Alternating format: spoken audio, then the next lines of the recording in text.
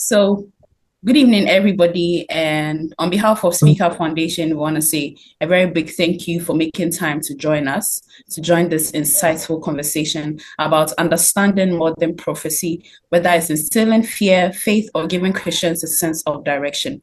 My name is Daisy, and I'll be your moderator and host for this conversation. So, before we begin anything, or before we jump into the conversation, I would want us to do a brief introduction of our names, what we do, and how SpeakUp has impacted our lives in 5 seconds. So, Ira, can we start with you, please? Hi, my name is Irabna. I'm a marketer. I work in marketing and public relations. In relation to how SpeakUp has impacted my life, I would say it's given me a voice where I didn't think I had a voice. From the last few episodes that have come out, I've seen that there are lots of people who actually think the same way I do. And it's kind of just given a lot of backing to some of the things I believe and some of the things that I had to share with the world. So I would say in that aspect of it, SpeakUp has really helped me to, speak up and get my opinion out there. Thank you. My name is Mendy Brown. I work in Lands as an admin, and how SpeakUp Live has impacted my life. Okay, so SpeakUp Live has sparked up a potential I always knew I had, but didn't know where to ignite it. So I see SpeakUp Live has given me the opportunity to know myself in ways that I knew I could, but then didn't have the platform to actually do that. So thank you, SpeakUp Live. My name is Kola Adbonu Ahiatroga, and I studied engineering, so I'm an operator. I operate a couple of machines. SpeakUp Live. I think I don't know how I came across SpeakUp Live, but SpeakUp Live gave me the platform to not just think whatever I have in my head and just leave it there. It gives me the opportunity to say it for other people to hear what I have to think, because it's better my thoughts ahead than keeping it to myself, because you never know who needs to hear what you're thinking. So it's a platform that gives me the voice to just share my thoughts. What do you think prophecy is? When we say prophecy, what do you think it is? And why do you think Christians need prophecy? When it comes to prophecy, right, I wouldn't put prophecy in a box and say, would somebody need prophecy or would somebody not need prophecy, right? When it comes to prophecy, it is sort of in a way how God would communicate with you, right? If God wants to send you a message or tell you something, he can give you a prophecy yourself, or he can give a prophecy to somebody to give to you. We cannot limit God on how he wants to speak to us. But basically, prophecy is how God will reach out to you. And it's something that God used to reach out to you and give you a message that he wants to give to you, right? And yes, I do believe that prophecy is something that in the life of a Christian is very important, because at least once in your life, you have to, have that sense of knowing that God is interested in you and he's interested in your life. And one way or the other, he will tell you something that is related to you, right? Because he's interested in you. He can give it to you through your pastor. He can give it to you to a leader. He can give it to you yourself while you're praying. You can be reading the Bible and receive a prophecy.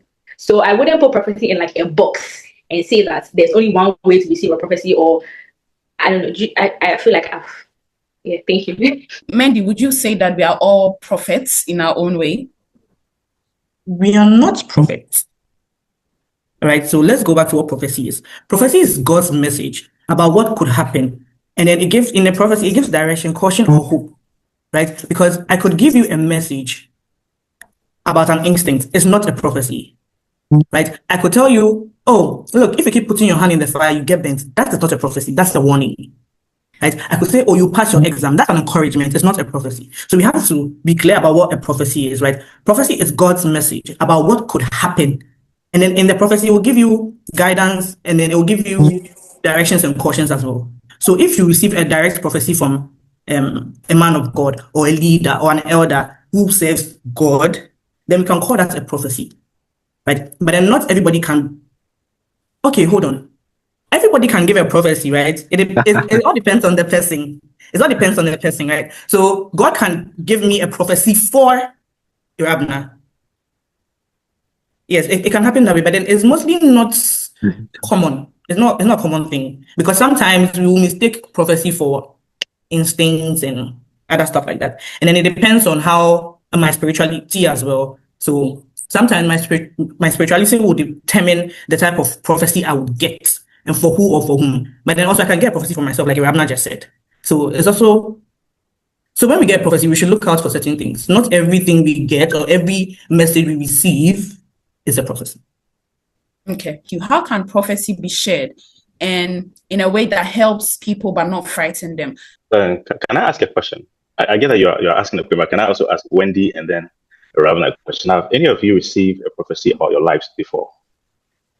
Okay, so I have received a prophecy before, and I've also seen someone very close to me receive a prophecy that actually became a reality to the person. So I'll prefer to use that person as an example than me. Okay, so I think this whole conversation is coming from the fallen age and the prophecies before the fallen age. Yes, so prophecies do come. Prophecy is basically a prediction of the future. So it's like Rabna and Wendy rightly said, it's a message from God. When they were making their statement, they didn't even state the name of the God. So we'll leave that conversation for another day. It's the message from God. Before the 2024 election, there were prophecies that Bawumia would win. There were others that Mahama would win. So if Bawumia not winning, what God gave that prophecy? God cannot lie. So there's a question mark there. And about these prophecies, the prophecies we mostly get kind of like prophecies of doom and gloom, bad or death here and there. And they give the prophecies in speaking. And when the thing finally happens, then we get videos or references to the prophecy made some months ago, and the prophet said this, and then it happened. I think that is just the wrong way to go about it, because if I'm a prophet today and I have a prophecy about the death of somebody, that is a message. It's going to happen. It's going to happen. If I can do something about it, then I do something about it. If I cannot do anything about it, then I'm just being informed of what is to come. But God being so good, and God being God, and God being so good, I think we can communicate. What would be the point of God telling you this person is going to die, and the person dies, and you're not doing anything about it? And then what?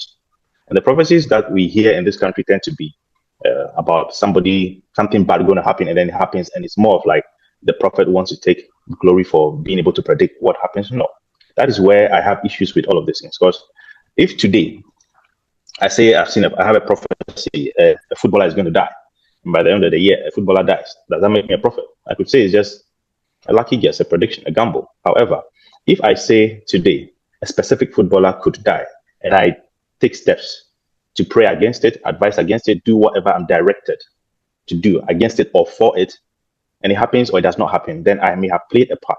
You don't just hear the prophecy, hear the message, share it, and hope to see if it happens or it does not happen. So you get the glory of being the prophet who said this and then it came to pass. That is what we are seeing in the country. That is a trend that is becoming a problem. However, if the prophecy is for, I don't think we've even had prophecies of goodwill, and Ghana is going to turn to a beautiful country in the next 7 years if we stop eating pork or something. It's just the gloomy ones. And like, it's gloomy. So like I asked Rabna and many people, if you've had prophecies about your life, if it's a doom one, like they say in the next 7 months you're going to die, how is it going to affect your life? So if it's going to put fear and panic into you, it's just going to change your way of thinking, your way of life, the way you're going to approach things for the next 7 months, because somebody says you're going to die. I don't think that's the way it should be handled. However, the Bible says, touch not my anointing and do my prophet no harm. So who am I to say this prophecy is right or this prophecy is wrong? So before we move on from what Abe just said, I want to chip in and say something. So Abe, first of all, there's one God and then there are other gods. In my submission, I kept saying God because there's one God, and then every other thing is GODS, gods. Okay. And then also you said all prophecies can direct towards bad things, right? So they're saying that something about doom, something. Yeah. Yes. So I want you to know that there are prophecies of good things and good wills, but bad news travels faster, like really fast. So if there's a bad prophecy, it's likely to go very far as compared to a good prophecy. And then I mentioned that in prophecies give directions, they give cautions and hope. So when a prophecy comes out, it comes out with these three things. It doesn't just come out as a message, because if it comes out as a message, then it's considered as a warning or a direction or an encouragement, right? But then it comes with directions, it comes with caution and hope. If you've received a prophecy before, you understand what I'm saying. But then I cannot give you a spiritual meaning to a spiritual experience to what a prophecy feels like. But then once the prophecy comes, it doesn't come just like that. It comes with directions, it comes with hope, and it comes with a caution, right? And also, if you receive a message from God, and then if you receive a message from God about somebody, it's likely to be a prophecy or not. It doesn't make you a prophet. Okay, thank you very much, Mandy, for that. Let's Can move I? on to Hayford. Oh, Daisy, Right, can I? before Can I just? Hayford, before you, there'll be time for that. There'll be quick time for I'll that. forget. You won't forget. Please hold on to your thoughts. Hayford, this question goes to you. So, do you think prophecy of today is more spiritual, or it's about influence and tactics to be recognized? First of all, I'm not a Christian, though. I hope you are aware. So, Yes. The term prophecy itself, I have a problem with that. But I would explain that in a minute. What is happening here in Ghana is not what's happening like prophecy. It's tactics, antis, and tactics. We are all in Ghana. Someone can just put camera on him and prophesy about 5 things. Let's say there's going to be a car crash on the Kumasi Road. Obviously, there's going to be a car crash on the Kumasi Road. God cannot stop that. If the roads are not good, even if the roads are good, there's going to be a car crash. So there's nothing prophecy about that. And you know what is happening is they use this prophecy stuff to trend. Let me use me. I like to mention names. I'm sorry. Let me use Prophet Nigel Gacy. You and I know Prophet Nigel Gacy basically because he prophesied that Ebony was going to die, and Ebony died.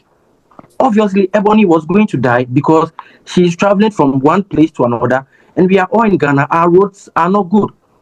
So what they are doing is just something for business, and we say prophecy. You see, you guys make it sound like say it's from God, it's spiritual. Like when you can see something ahead of the future, you guys can classify that as a prophecy. But let me give you an example. Let me use Akrantier. If I say Akrantier, I hope you understand. If Akrantier is in the bush, and the Akrantier, I don't know how, but they kind of know say it's going to rain 2 hours time. It's going to rain non-stop 3 hours. Houses, should we classify that as a prophecy too? You see, individually, humans have got special gifts we don't understand. Because we have classified ourselves into Christians, there are so many things our mind cannot comprehend. Because if I'm able to see something ahead of the future, it's not about God, Satan, Nimokafrim, or Ayentem. I hope you understand what I'm saying. It's natural. Just like the Akrantier, the grass cutter, being able to see, say, it's going to rain 2 days time, so let me gather food, put it down, and go and do my own stuff. It's the same thing which happens to humans. Anybody who gives a prophecy is not from God, is not about God, not even about Satan. Because if I sit here and say ex-president John Ajekum Kufuor will die, obviously he will surely die.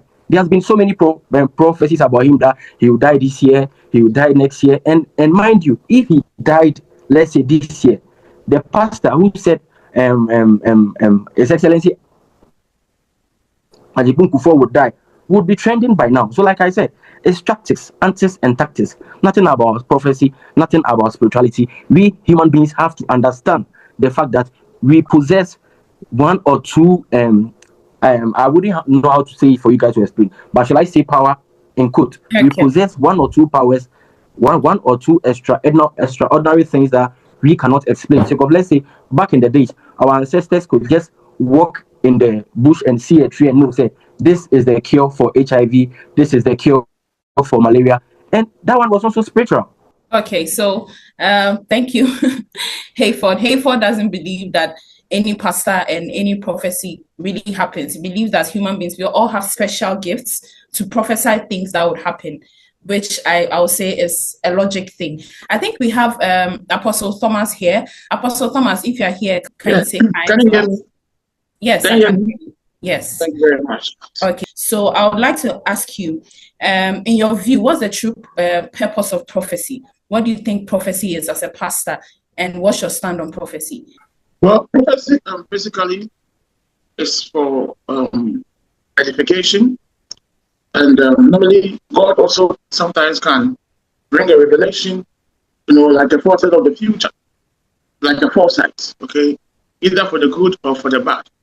So for me, unlike the previous speaker, I believe that God, not just God alone, but supreme other beings that are above humans, spirits have access to the future than humans. So whatever that they subscribe to is able to reveal things in the future, in the present, or even in the past to those who have, subscribed to them as in an act of worship or whatever they choose to believe. in that thing. That's being, in fact, the essence of why people worship what is above them is the fact that those beings have the ability to let them know what is ahead of them. Because as humans, we are limited in knowledge and everything. You can't tell your next move. So people who subscribe to certain beings. I'm a Christian, so I subscribe to Jesus Christ, okay, the supreme being for me. And I believe that he is able to tell me what is ahead. And being a Christian goes beyond telling me ahead. By this case, in prophecy, he's able to tell me what is today, even the past, and even in the future. Okay, so the supreme beings are able to foretell what is ahead of time, and you take caution today. Okay, and you are able to adjust things in time to be able to either make it come to pass or stop what is ahead in the future. So for me, I subscribe to the view of prophecy and spirit beings interference in prophecy. So thank you. Okay. Thank you, Apostle. Just a quick one. I think even me as a Christian, I know all Christians want to ask this question. How do you identify a good prophet from a false prophet? Because it's even in the Bible that in the end times, there will be a lot of false prophecy. So how do we identify, how do we know that this prophet is good and this prophet is false? Okay, so basically, you cannot judge a good, like a genuine prophet from the accuracy of the prophecy. That a prophecy is accurate doesn't authenticate the person. Do you understand? Because it is not revelation, spiritual insight is not limited to prophets of God or Christians alone. Witches, wizards can see. Okay? Necromancers, soothsayers, diviners, they can also see. So when it comes to the prediction of the future or foretelling the secrets of men, it is not limited to Christians alone. All other spirits, because they are spirit beings, if you subscribe to them, they're able to help you know what is ahead of you in the future. But this is how you will know. And I would like us to look at one or two verses in the Bible. When you go to 1 John chapter 4, verse 1, 2, 3, it tells you that every spirit, okay, that does not agree or believe that Christ came in the flesh, that spirit is not of God. And every spirit, talking about the person, the prophet, or whoever is ministering, that believes that Christ is a deity, who came in the flesh, that person is from God. And he said that those who don't believe, the spirit in them is the spirit of the Antichrist. So here is the catch. Any prophet who is not able to preach Christ, his death, his burial, and resurrection, any prophet who is not able to preach Christ, that is how you know that this person is not from God. And it doesn't come through the accuracy of the prophecy, no.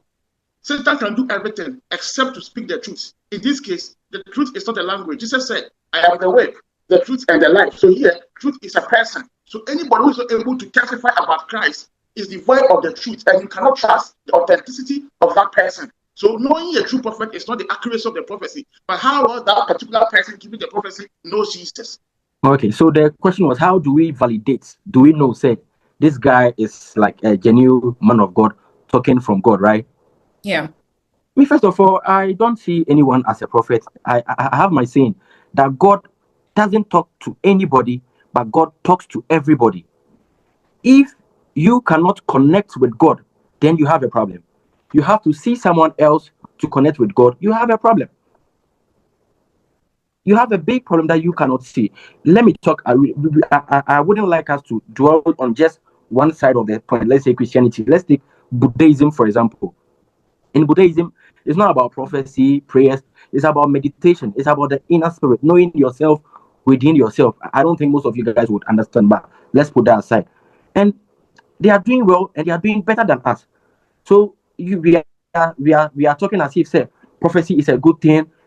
Personally, I want the government to stop all the pastors from prophesying anything. But Okay. what you guys are saying, prophecy is a good thing. Without prophecy, we wouldn't know, blah blah blah. But the Chinese don't prophesy. Okay. How are they giving us loans? Okay, so thank you, Hayford. So Hayford doesn't believe in prophecy, and he believes that God doesn't talk to anybody, but God talks to everybody. Thank you, Hayford, for that. Mandy, in 2 seconds. Okay, so with prophecy, I want to elaborate on something, that there are different types of prophecy, like so many different types. There are prophecies that come with warning, and then there are prophecies that come with conditions. Like if you go back in the Bible, Jonah told another person in the Bible, I can't pronounce his name, that your city will be destroyed in 40 days, but if only your people in the city repent and then obey God, that is a conditional prophecy, right? And then as I said, it came with caution, it came with direction, and it came with hope. right? And then there are conditional prophecies. There are also prophecies that are unconditional. Like when they tell you that Jesus Christ is coming, right? It's a prophecy. And then he's coming to take the righteous. He's coming to do this and that and that and that. That is a type of prophecy that is unconditional. It's going to happen. But it's giving you a direction that, look, if you do this and this, you will join the saved. You will go to heaven. There are prophecies of encouragement. There are prophecies of symbolic and visional prophecies, right? Prophecies we see in dreams. Prophecies we get through visions and then sometimes symbols around us, right? Example of those prophecies are Joseph's dreams in Egypt, right? Or Ezekiel's visions. They had prophecies, but then they had them in their dreams, right? So prophecies do exist. Sometimes it can happen in your dream, but then you feel like it's just a bad dream or something. It can actually be a prophecy. That's why I tell you that prophecies have certain key factors that make them prophecies. So when we have dreams or we see symbols or things that could be prophecies, we should look out for certain types of directions, certain types of cautions, and certain types of hope that make prophecy. Okay, thank you so much, Mandy, for teaching us the different types of prophecies. So we'll move on to Irabna. Irabna, 2 seconds. Give us your closing remarks, please. Daisy, you worried me because I have a lot. Okay. We'll have time for that. First of all, I don't even know where to start. I would just like to say something in response to one of the many things that Hayford said. This is in relation to when he talked about the whole ebony prophecy, whatever. I would just like us to know that there's a difference between prophecy and prediction. Everybody can predict something. And yes, everybody can give a prophecy according to what God has told you or will tell you. That's different. That's a completely different thing from prediction. You cannot tell me that obviously she was going to die. Did you know she was going to die that day? No. You cannot tell me that because we all know Ghana roads. You travel on Ghana roads every day of your life. You are not dead. So I do not agree in the slightest that you said that. That is a whole other thing. Fine. No problem. Ira, I know you have a lot to say. Agbe, in 1 second, Can you wrap up and let's get going, please? I think everybody has said a lot, and I think we all come from different backgrounds and we are raised differently. Ira, I'm thinking you are from a Christian home, yes? So that would mean you could have only been a Christian. Besides being a Christian, you couldn't have been anything else. So you don't know what it is to be maybe a traditionalist, a Muslim, or something else.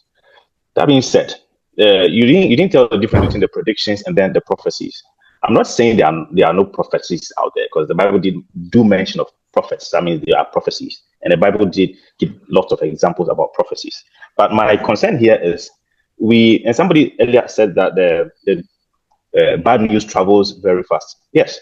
But most of these prophecies about people's death, we get to hear them after the death has happened. I didn't even hear Nigel Gezi talk about Ebony's death. Like a lot of these things happen. We hear a lot of them after the thing has happened.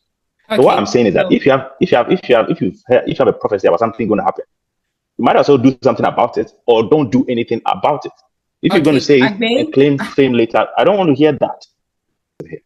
Preference, please. Stress me out. Hayford has stressed me out. Preference, please. Preference. I want to buy Hayford. What do you mean? What did he say that troubled you? Everything he said was troubling me.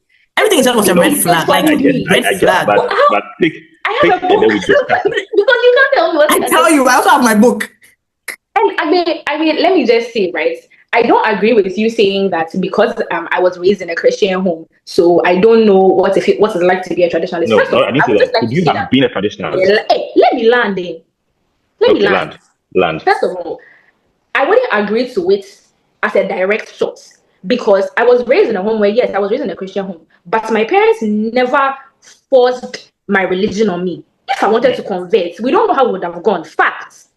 Down there, definitely. We don't know how it would have gone. But you cannot say that because I'm a Christian, I don't know what it feels like to be this or to be that. Okay, and it doesn't change anything. Do you realize that? My point is here, I'm not against prophecies. Though. You see, I'm saying that because you're a Christian. And what I'm saying that all you've